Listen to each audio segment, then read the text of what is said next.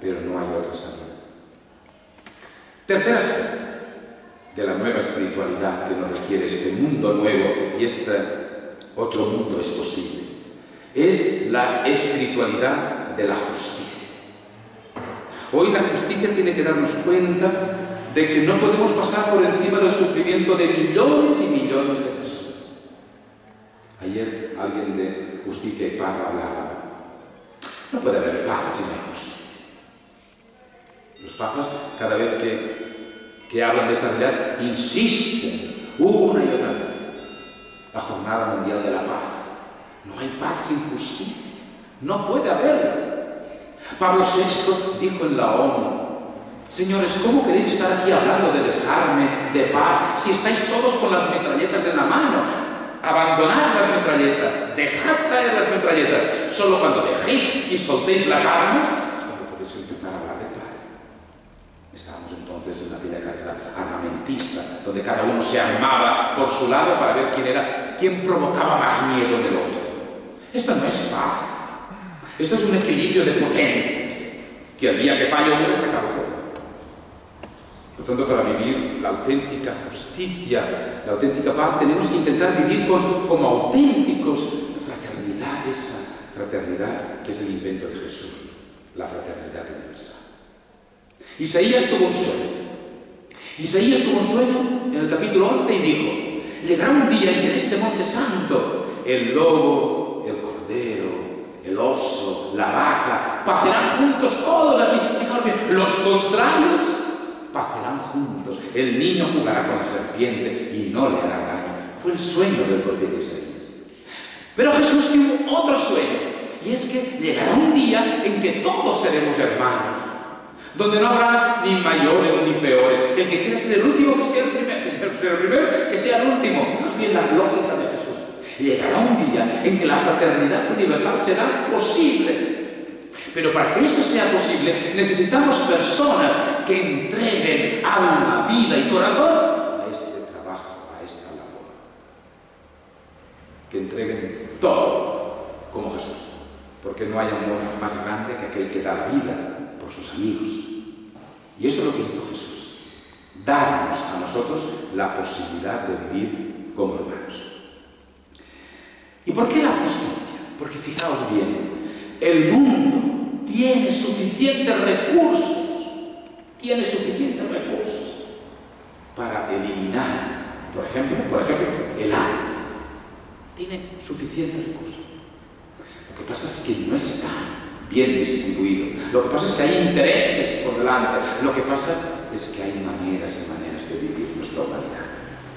Por tanto, esta nueva espiritualidad de la justicia, es decir, sí, es verdad, es posible, podemos. Y podemos hacerlo. Y queremos hacerlo. Porque sabéis vosotros que no, que querer es poder. Queremos y podemos.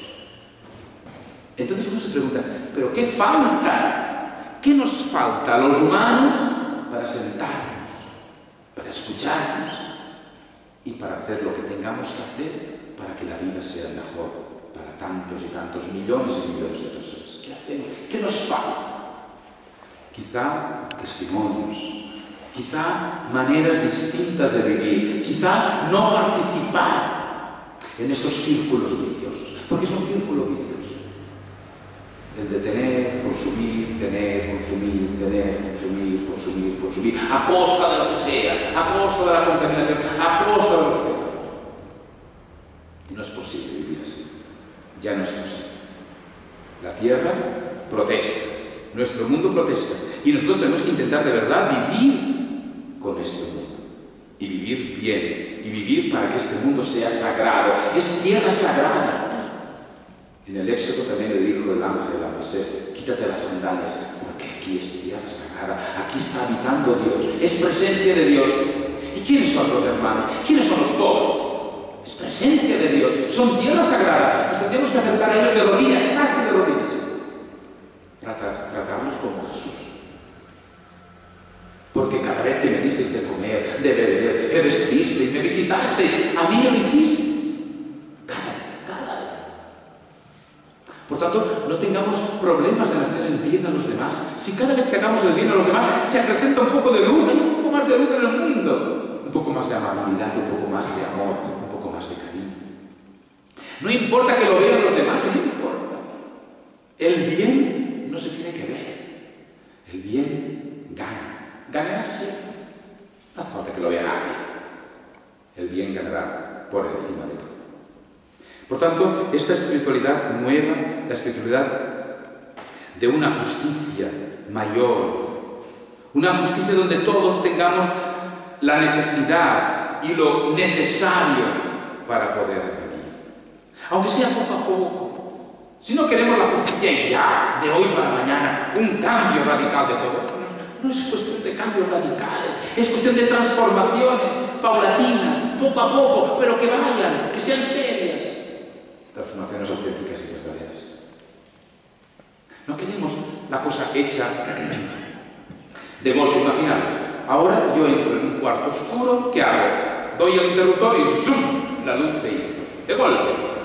¿Os acordáis antiguamente cuando uno entraba en una habitación oscura con una vela? ¿Qué pasaba? Entrabas y poco a poco se iluminaba todo y ya te dabas cuenta y percibías los objetos y salías y no tropezabas, ¿no? Porque tenías luz suficiente para no tropezar. Por esto es lo que queremos y ojalá llegase a todo el mundo esta capacidad por al menos no tropezar, al menos no sufrir de una manera indecorosa, indecente. Hay sufrimientos que son indecentes y otras veces somos tan insensibles. Había una señora muy mayor, que no salía de casa. Y ella cada vez que veía que había, pues no sé, una guerra, la hambruna ahora, por ejemplo, en el cuerno de África, un terremoto, cualquier cosa que sacudía su corazón, su conciencia, ella hacía 3 días de ayuno. Se lo hacía por opción. Sus hijos decían, pero mamá, tú eres ya muy mayor, ¿para qué haces todo esto? Decía, ¿para qué les sirve a aquellos que tú hagas 3 días de ayuno? Y ella decía, a ellos no les sirve en absoluto, me sirve a mí, que al menos durante 3 días el estómago como que me retuerce un poquito por esta hambre, que no me voy a morir, por 3 días no me voy a morir, pero me llama y me reclama, y me uno, y me siento, y me solidarizo, aunque no de dinero, pero me solidarizo con tanta gente que sufre innecesariamente.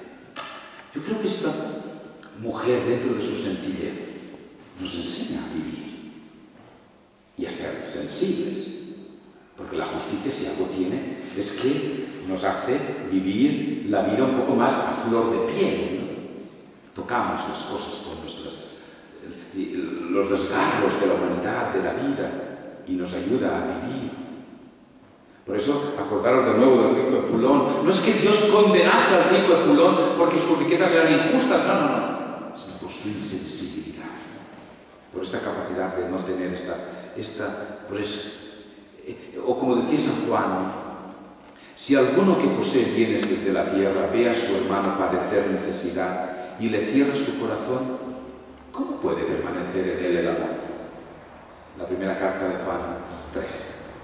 ¿Cómo puede permanecer en él el amor de Dios? Si teniendo posibilidad, no lo hace. ¿Cómo? A veces queremos unirlo todo, y todo no se puede unir. Hay que decir al pan, al vino, lo que es claro, lo que es oscuro, lo que es blanco, lo que es negro. Hay que aprender a decir. No intentemos hacerlo todo bueno, todo bien, todo políticamente correcto. A veces habrá que hablar, decir. Y a veces no hace falta manifestarnos públicamente como los indignados de las plazas que interrumpen y hacen. A veces habrá que hacerlo con la vida, solo con el testimonio de la vida, con nuestros estilos nuevos de vida, como hablábamos ayer. Y decir que otro mundo es posible si vivimos en serio y si lo tomamos en serio y si asumimos el Evangelio como valores de nuestra vida, de nuestra verdad fundamental. Por tanto, una espiritualidad, digamos, de una justicia nueva, pues es una espiritualidad donde no hay competitivismo, no hay búsquedas de aparecer. ¿Qué cosa más fea? Eso de querer aparecer delante de los demás, una cosa que uno no es. apariencia. ¿Cuánta gente nuestra que se empeña, se hace para aparecer y hacer igual que los demás? Que a lo mejor no tienen las condiciones necesarias para hacerlo, pero estamos en esta sociedad competitiva. Tú, esto, yo más. Así no es posible vivir. Esto hay que romperlo ya de una vez y para siempre. Y hay que empezar por nosotros mismos, romperlo nosotros mismos, sin hacer alaridos, sin hacer estridencias, pero hacerlo en nuestro íntimo, en nuestra vida, en nuestra convivencia de todos los días. Es la única manera de romper el círculo vicioso. Pero si nos caeremos siempre en la misma. Y hay que romper. San Pablo le decía, pagar al mal con el bien, es la única manera. Porque si yo pago al mal con mal, me vuelven mal, vuelvo a darles mal y así, y así, y así. Es un círculo infernal. Hasta que yo rompa este mal con un poco de bien. Y por tanto vivir con autenticidad nuestra vida, nuestras realidades de todos los días, nuestra aportación. Y cuando nos llegue un momento de aportar algo públicamente, hagámoslo. Hagamos el esfuerzo, cada uno en su profesión, en su trabajo, en su situación, hacer lo que correctamente debe de hacer, pero según su conciencia, según este nuevo estilo, esta nueva forma y este nuevo mundo posible para nosotros. No nos guiemos solo por el éxito. Nuestro tiempo se guía por el éxito, por la hermosura. Hoy en día, ¿cuáles son los modelos de nuestra juventud hoy? ¿Cuáles son los modelos? Pues los futbolistas, los artistas, los cantantes. Estos son los modelos. Y esto es pasajero. Eso no sirve. Eso se caerá por su propio peso. O el poder, la eternidad. Fijaos, aquel que quería porque tuvo una gran cosecha, decía Jesús, tuvo una gran cosecha, hizo unos graneros nuevos. Y el Señor le dijo, pero ¿para qué tanta historia si tú esta noche vas a entregar tu espíritu? ¿Para qué afanarnos tanto si al final vamos a vivir el tiempo establecido por Dios? ¿Para qué afanarnos tanto, preocuparnos tanto? Una sola cosa es importante, vivir desde la autenticidad y desde, por eso, lo que es verdadero, lo que es auténtico. Cuarto, una espiritualidad de los derechos humanos. Los derechos humanos han estado ahí siempre.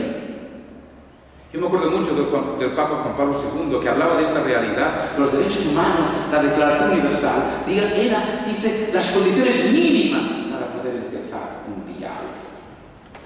Una vida auténtica con los demás, donde todas las ideologías, filosofías, religiones, todas deben de coincidir. Es lo mínimo, es el mínimo de los mínimos.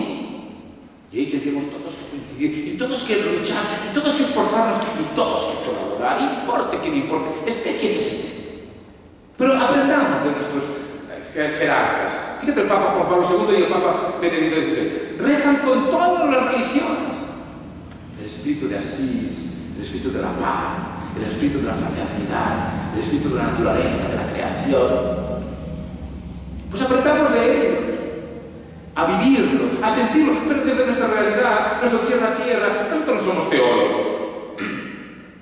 Nosotros somos personas que vivimos con personas y que nos relacionamos con personas. Y por eso yo creo que sería la vida mucho más fácil si todos asumiésemos esta espiritualidad nueva de los derechos humanos.